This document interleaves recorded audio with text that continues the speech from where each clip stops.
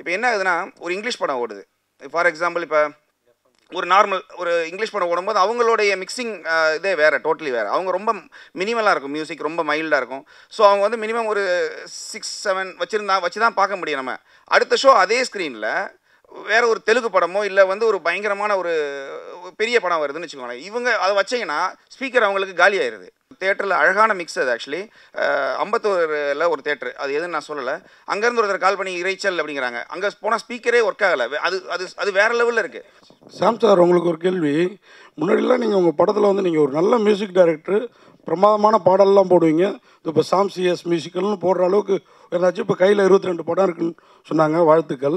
இப்போ வந்து முன்னாடி படங்கள்லாம் கொஞ்சம் சவுண்டு ஜாஸ்தியாக இருக்கும். நம்ம நண்பர்களே சில பேர் காதில் பஞ்சு வச்சுட்டு வந்ததா ப்ரெஸ் ஷோவிலே சொல்லியிருக்கிறாங்க.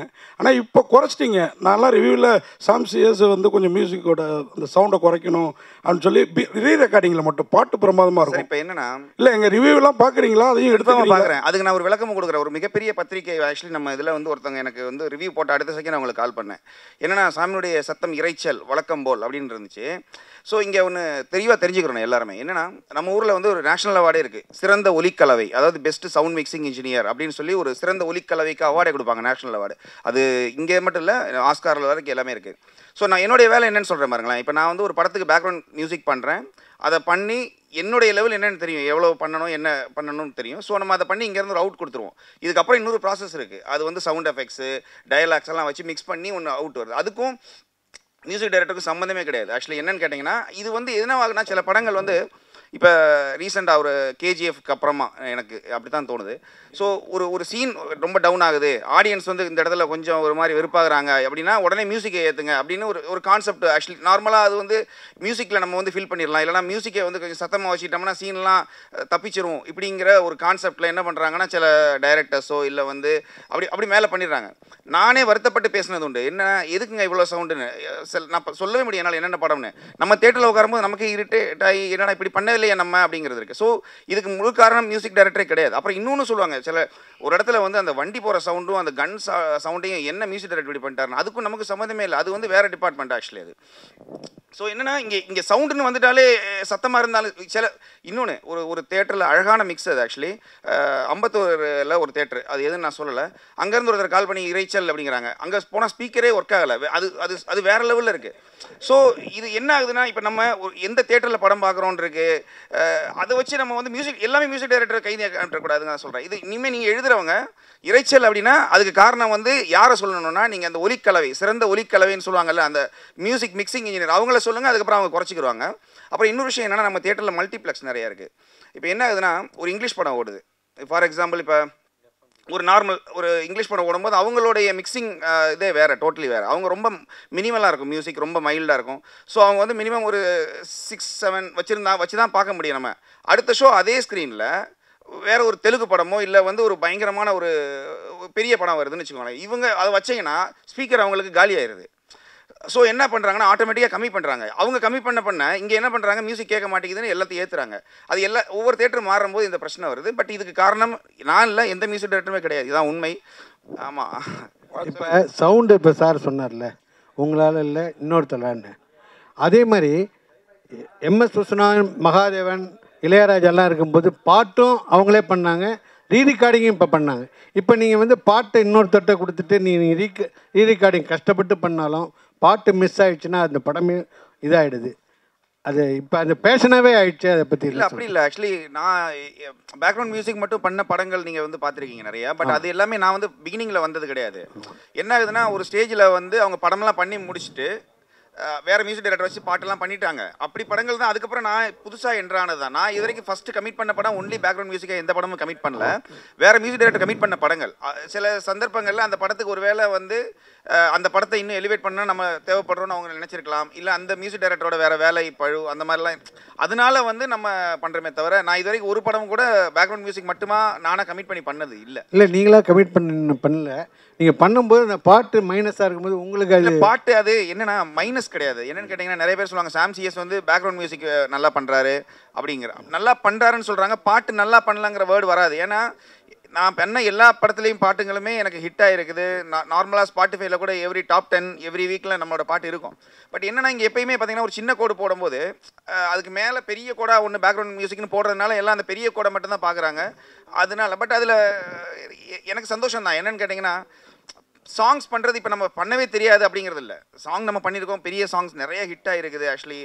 அதை தாண்டி என்னென்னா பேக்ரவுண்ட் மியூசிக்கில் நான் ரொம்ப ஏன் இம்பார்ட்டன்ஸ் கொடுக்குறேன் அப்படின்னா, இப்போ நீங்கள் ஏஐ இப்போ வந்துருச்சு. இப்போ ஏஐயில் வந்து யாருனாலும் யார் கையில் ஃபோன் இருக்கோ அவங்க ஏஐயில் ஒரு பாட்டு நீங்களே பண்ணி கேட்டுக்கலாம். உங்களுக்கு என்ன அது ரொம்ப ஈஸியாக வந்துருச்சு. உங்களுக்கு என்ன பாட்டு கேட்கணுமோ. பட் ஒரு படத்துக்கு பேக்ரவுண்ட் மியூசிக் ஏஐயில் கிரியேட் பண்ண முடியுமானா பண்ண முடியும். பட் உணர்வுபூர்வமாக பண்ண முடியுமான்னு கேட்டால் அது பண்ண முடியாது. ஸோ ஃப்யூச்சர் என்னவாக இருக்கும்னு நான் இப்போ ஓப்பனாகவே சொல்கிறேன். நீங்கள் சாங்ஸுங்கிறது வந்து படங்களில் இருக்கும், பட் ரொம்ப கம்மியாகுமோன்னு எனக்கு தோணுது ஆக்சுவலி. சார் அப்புறம் டைரக்டருக்கு ஒரு கேள்வி, அது ஹீரோ கூட சொல்லலாம்.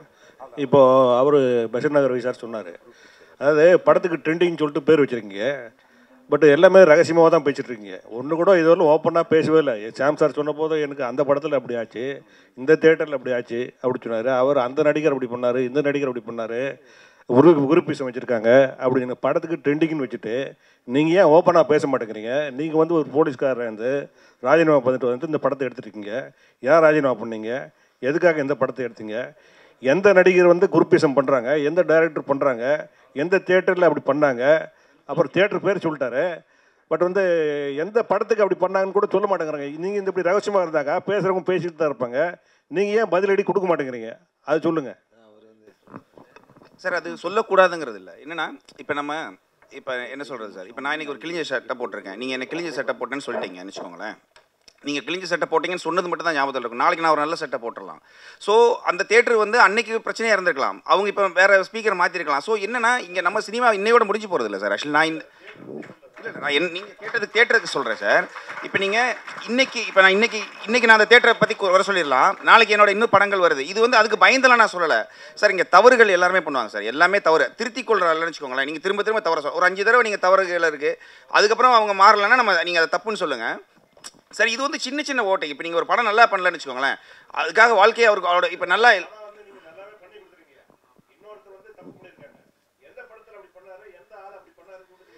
சார். நம்ம இது ஒரு எடுத்துக்காட்டாக தான் சொல்கிறோம். இப்படி ஒன்று நடந்திருக்குன்னு. அது இப்போ என்னுடைய டார்கெட் வந்து அதை சொன்னவங்களும் அந்த தேட்டரோ கிடையாது. இப்படி சம்பவங்கள் நடக்குதுங்கிறது ஒரு எக்ஸாம்பிளாக சொல்கிறோம், அவ்வளோதான். யாரையுமே வந்து காயப்படுத்தணும்னு நினைக்கக்கூடாதுங்கிற மனசு, அவ்வளோதான், வேறு ஒன்றும் இல்லை சார். அனைவருக்கும் வணக்கம். இந்த படம் பண்ணுறதுக்கு 3 ரீசன் இருந்தது ஆக்சுவலி. இப்போ என்னுடைய ஃபிலிம் இதில் நான் பண்ணிகிட்ருக்கிறதுல பார்த்தீங்கன்னா எல்லாருமே வளரணும்னு நினைப்பாங்க. ஆக்சுவலி என்னென்னா சில படங்கள் பண்ணணும், சில படங்கள் பண்ணக்கூடாதுன்னு இருக்குது. அது ஏன் பண்ணக்கூடாதுன்னா, இப்போ என்னை நான் வந்து ஒரு ஷோகேஸ் பண்ணணும், இல்லைனா என்னை பண்ணணுன்னா கொஞ்சம் பெரிய படங்களாகவே பண்ணிகிட்ருக்கணும். சில இருக்குது, உங்களுக்கு தெரியும், இது தெரியாத ஒரு இது இல்லை. பட் அதை மீறி வந்து ஒரு சின்ன படம், நான் நிறைய படங்கள் பண்ணுறேன். சின்ன படம் பெரிய படம்னு இப்போல்லாம் உங்களுக்கு தெரியும் எதுவுமே இல்லை. கடந்த 2 வருஷமாக நமக்கு இங்கே ஜெயிச்ச படம், ஜெயிக்காத படம்னு மட்டும்தான் இருக்குது. ஒன்ஸ் ரிலீஸ் ஆகிறது வரைக்கும் தான் அது ஒரு பெரிய படமா சின்ன படமாங்கிறது இருக்கே தவிர, ரிலீஸ்க்கு அப்புறமா இப்போ லாஸ்ட் வீக்கே பார்த்தீங்கன்னா நமக்கு ஒரு ரிலீஸ் ஆனதில் மேக்ஸிமம் படங்கள் ரொம்ப நல்லா போயிட்டுருக்கு.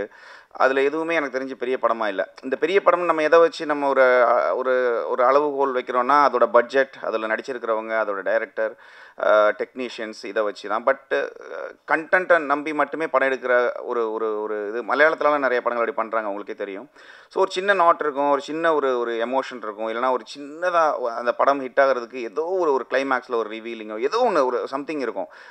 ஸோ அப்படிப்பட்ட படங்கள் இப்போ ஹிட் ஆகுது. அப்படிங்கும்போது இந்த மாதிரி சின்ன படங்கள், நிறைய படங்கள் வந்து தைரியமாக ஒரு லைனை யோசிக்கிறாங்க, தைரியமாக அதை வந்து எக்ஸிக்யூட் பண்ண ட்ரை பண்ணுறாங்க. ஸோ அந்த வகையில் இந்த படம் நான் எடுக்கிறதுக்கு மெயின் ரீசன், கலை தான் எனக்கு ஃபஸ்ட் கால் பண்ணியிருந்தார். பண்ணிவிட்டு இதோட ஒரு லைன் சொன்னார், இதில் 2 பேர் நடிக்கிறாங்க. நான் ஆல்ரெடி இதுக்கு முன்னால் ஒரே ஒரு ஆள் நடித்த படம்லாம் பண்ணியிருக்கேன். ஒரே ஒருத்தர் மட்டும் தான் அந்த படத்தில் நடிச்சிருப்பாங்க. அப்படியெல்லாம் பண்ணியிருக்கேன். பட் இதில் 2 பேர் அப்படிங்கும்போது 2 பேர் ஏன் நடிக்கிறாங்க? அப்போ 2 பேரை மட்டும் வச்சு படம் பண்ணும்போது போர் அடிக்காதா? அப்போ அவன் 2 பேருக்குமான கான்வர்சேஷன் என்னவாக இருக்கும், என்ன ப்ராப்ளம் அப்படின்னு கேட்டு போகும்போது ரொம்ப இன்ட்ரெஸ்டிங்காக இருந்துச்சு லைன் ஆக்சுவலி. ஏன்னா இப்போ நம்ம நார்மலாக இப்போ யூடியூப் வச்சுருக்கிறவங்களா இருக்கட்டும், இப்போ ஃபோன் வச்சுருக்கிறவங்க எல்லாருமே பார்த்தீங்கன்னா நார்மலாக இன்ஸ்டாகிராம்லையாக இருக்கட்டும், இல்லை எதுலையாவது ஒரு ஸ்டோரியோ இல்லை ஒரு வீடியோ இல்லைனா ஒரு நார்மலான ஒரு ஃபோட்டோ போடுறதுக்கான பர்பஸே என்னென்னா, முதல்ல பார்த்தீங்கன்னா மேடை கிடைக்காது. இப்போ ஒருத்தவங்க பாடுறதுக்கோ இல்லை வந்து தன்னோட திறமையை காமிக்கிறதுக்கோ, அட்லீஸ்ட் தான் யாருன்னு காமிக்கிறதுக்கே இங்கே எல்லாருக்குமே ஒரு மேடை தேவைப்படுதும் போது அது சோஷியல் மீடியா பயங்கரமாக ஆக்குப்பை பண்ணிருச்சு லாஸ்ட் ஒரு 7-8 இயர்ஸாக. ஸோ ஏதாச்சும் ஒரு கண்டென்ட் போடணுங்கிறது, அதுக்கு பின்னால் வந்து மணி மோட்டிவ் கிடையாது. ஃபஸ்ட்டில் ஃபேம் தான். நம்மளை எல்லாருக்கும் தெரியணும், 4 பேர் நம்மளை லைக் பண்ணணும், நம்மளை வந்து என்ன சொல்கிறது, அது விரும்புகிறாங்க. அது வந்து ஒரு போலித்தனமானது தான். ஆனால் ஒரிஜினலாக அவங்க அப்படி இருப்பாங்களான்னு தெரியாது. ஒரிஜினலாக அவங்க அப்படி ரியல் கேரக்டராக இருப்பாங்களான்னு நமக்கு தெரியாது. ஆனால் ஒரு மறைமுகமாக ஒரு போலித்தனமான ஒரு போஸ்ட்டில் நம்ம லைக் எதிர்பார்ப்போம். ஸோ இது கொஞ்சம் கொஞ்சமாக மாறி மாறி இப்போ எப்படி வந்து நிற்கிதுன்னா, எப்படி பண்ணலாம், என்ன பண்ணால் லைக் அதிகமாக வருங்கிறதுக்காக தன்னுடைய என்ன சொல்கிறது, அவங்க ரியலாக இல்லாமல் கொஞ்சம் ஃபேக்காக ஃபீல் பண்ணி எல்லாமே பண்ணுறாங்க. அது மீடியாவுக்கு அப்புறமா லேட்டராக தான் வருது.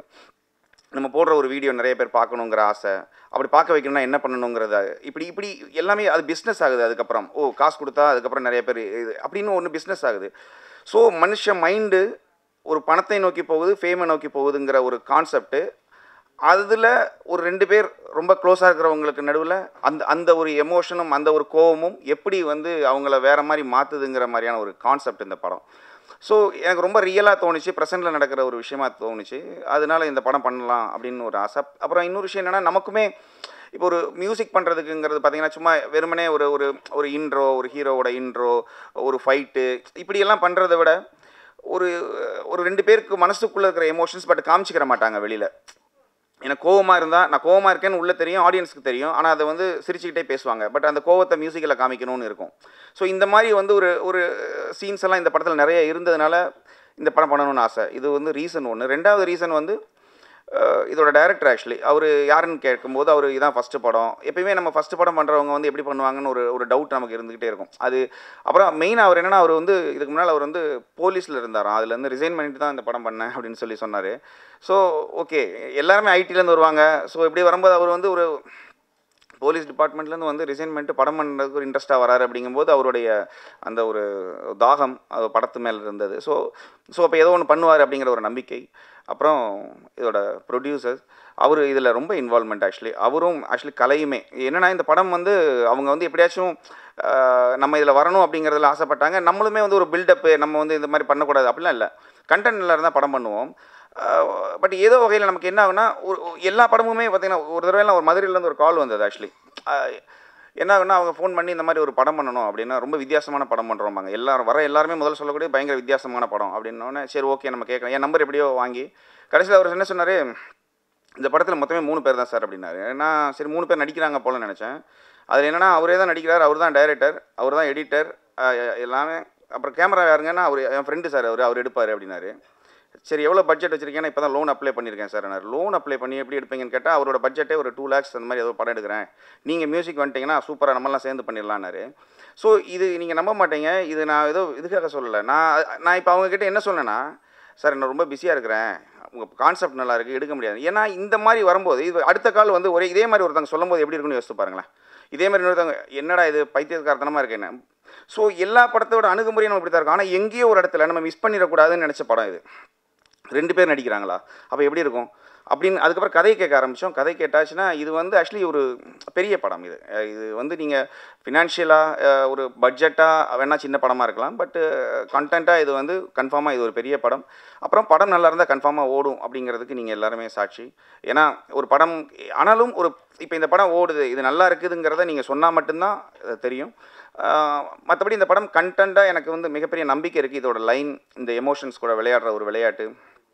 ரீசெண்ட் டைமிங்கில் நிறையா எமோஷன் கூட கேம் விளையாண்டு அதில் வரக்கூடிய பிரச்சனைகள் வச்சு நிறைய வெப்சீரிஸ் வந்திருக்கு, நிறையா படங்கள் கூட வந்திருக்கு. பட் இந்த படம் அந்த பேட்டர்னில் இல்லாமல் நம்ம ரியலாக நம்ம நேரில் பார்த்துக்கிட்டு இருக்கிற ஒருத்தங்க, நம்ம பக்கத்து வீட்டில் பார்க்குற ஒருத்தங்க 2 பேருக்குமான ஒரு எமோஷனில் எப்படி இருக்கும் அப்படிங்கிற மாதிரியான ஒரு படம். ஸோ கன்ஃபார்மாக இந்த படம் பெரிய லெவல் ரீச் ஆகுங்கிற நம்பிக்கை இருக்குது. அதுக்கான எல்லா ஒரு குவாலிட்டியும் இந்த படத்துக்கு இருக்குது. இதில் பண்ண டெக்னீஷியன்ஸ், கேமராமேனாக இருக்கட்டும், எல்லாமே நல்லா பண்ணியிருக்கிறாங்க. பிரேம் சார், ரவி சார், இவங்க எல்லாமே ஆக்சுவலி ரொம்ப சின்ன ரொம்ப இல்லை இதில் என்ன சொல்கிறது, மினிமமாக ஒரு 5-6 பேர் தான் நடிச்சிருப்பாங்க. பட் சீன்ஸ் எல்லாமே உங்களை ரொம்ப கனெக்ட் பண்ணி என்ன சொல்கிறது, கொஞ்சம் கூட போர் அடிக்காமல் அப்படியே போயிட்டுருக்கும் அப்படின்னு நம்புறேன். எல்லாருமே அவ்வளோ அழகாக பெர்ஃபார்ம் பண்ணியிருக்காங்க. ஏன்னா பெர்ஃபார்மன்ஸ் ரொம்ப இம்பார்ட்டன்ட் இந்த படத்துக்கு. இந்த படம் சின்னதாக இப்படி ஆரம்பித்து கொஞ்சம் கொஞ்சமாக போய் ஒரு என்ன சொல்கிறது, ரொம்ப இன்டென்ஸாக இருக்கும் ஒரு போக போக. ஸோ இந்த படத்துக்கு மியூசிக் பண்ணது ரொம்ப சந்தோஷம். என்னுடைய வரிசையில் நான் பண்ணிகிட்டு இருக்கிற வரிசையில் ட்ரெண்டிங் அப்படிங்கிற ஒரு படமும் சரி ஓகே சாம் கொஞ்சம் பண்ணிகிட்டு இருக்கிறாப்புல, ஏதோ நல்லா பண்ணிகிட்ருக்கார் அப்படிங்கிற ஒரு இதில் தான் இருக்கும். எனக்கு ரொம்ப திருப்தியாக இருக்குது இந்த படம். என்னோடய மியூசிக்கில் ஆக்சுவலி சாங்காக இருக்கட்டும் இல்லை பேக்ரவுண்ட் ஸ்கோராக இருக்கட்டும். பட் நீங்கள் இந்த படத்தை கொண்டு போய் சேர்க்கணும் அப்படின்னு நான் ஆசைப்பட்றேன். இந்த படம் பெரிய வெற்றி அடைய எல்லாருக்குமே என்னுடைய வாழ்த்துக்கள். நான் கடவுளை வேண்டிக்கிறேன். தேங்க்யூ.